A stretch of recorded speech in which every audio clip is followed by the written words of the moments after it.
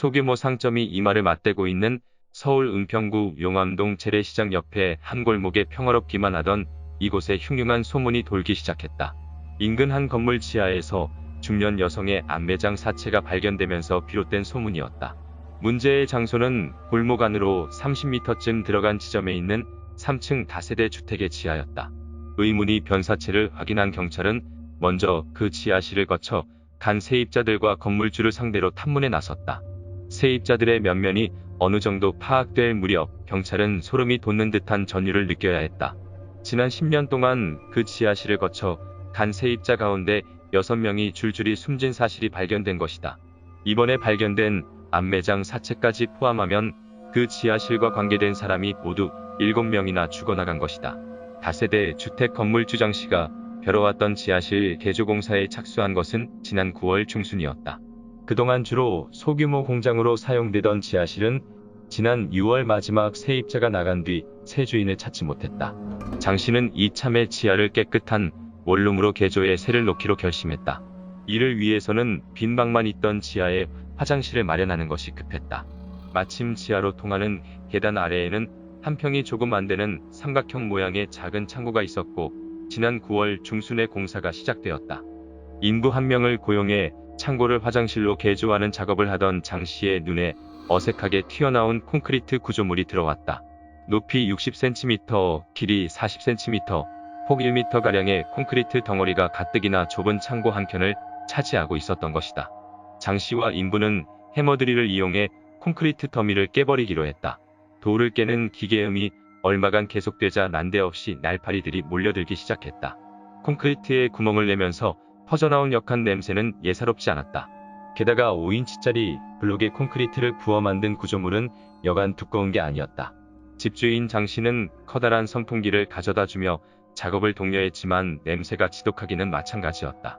연방, 이상하다며 불안해하는 인부를 도와 콘크리트 덩어리를 깨던 장 씨의 눈에 이상한 물체가 발견된 것은 바로 그때. 겹겹이 비닐에 쌓여있던 그 물체는 다름 아닌 겨울 점퍼 차림의 여자 시체였다. 소스라치게 놀란 장 씨와 인부는 경찰에 이 사실을 알렸고 출동한 경찰은 오후가 돼서야 콘크리트에 짓눌린 사체를 꺼낼 수 있었다. 좁은 공간에 사체를 구겨넣고 그 위에 콘크리트를 그대로 부었기 때문이었다. 그 탓에 죽은 지 여러 해가 지난 것으로 추정되는 사체는 정상적으로 부패하지 못하고 말이 미라처럼 바싹 말라 굳어 있었다. 두꺼운 콘크리트의 무게를 견디지 못한 듯 얼굴도 한쪽으로 심하게 일그러져 있었다. 사체를 발굴한 경찰은 일단 신원 확인을 위해 국립과학수사연구소에 정밀검사를 의뢰했다. 다른 한편으론 지하에 새들어 살던 세입자들과 집주인을 상대로 수사를 시작했다. 그 결과 경찰은 놀라운 사실을 발견했다.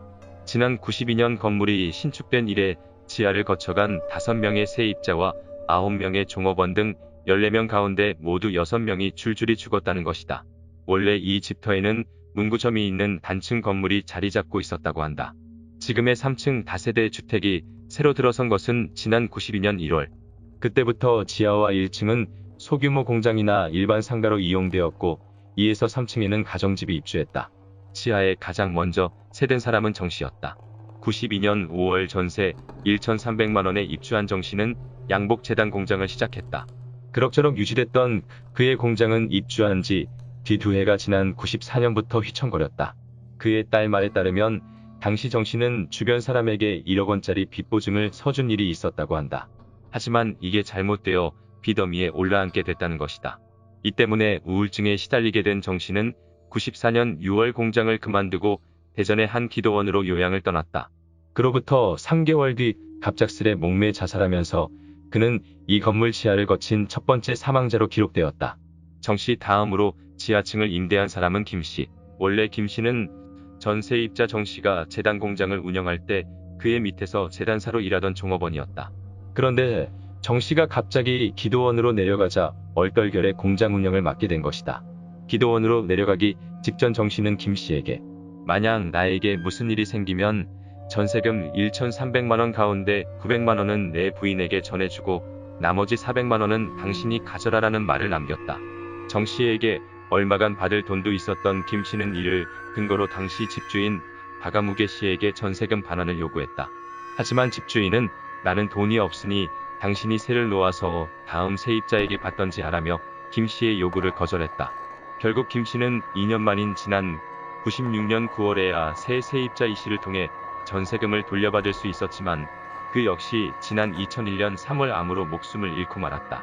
김 씨의 뒤를 이어 지하에 입주한 이 씨는 스웨터용 터실 공장을 운영했다.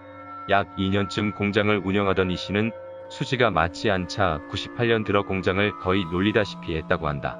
같은 해 9월 지하실은 네 번째 세입자인 한 씨에게 넘어갔다. 옷가게를 운영하던 한 씨는 보관 창고로 지하를 활용했다. 한 씨와 세 번째 세입자 이 씨는 내연의 관계였다는 게 경찰에 귀띔했다. 지하실의 마지막 세입자는 김 씨였다. 지난 99년 3월 보증금 200만원 월세 20만원에 입주한 김 씨는 종업원 9명을 두고 스웨터 옷감 공장을 운영했다.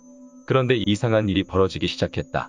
종업원 가운데 한 명이었던 홍아무개 씨가 지난 2000년 교통사고로 사망하더니 지난해에는 신아무개 씨가 간암으로 이아무개 씨가 폐암으로 차례로 병사한 것이다.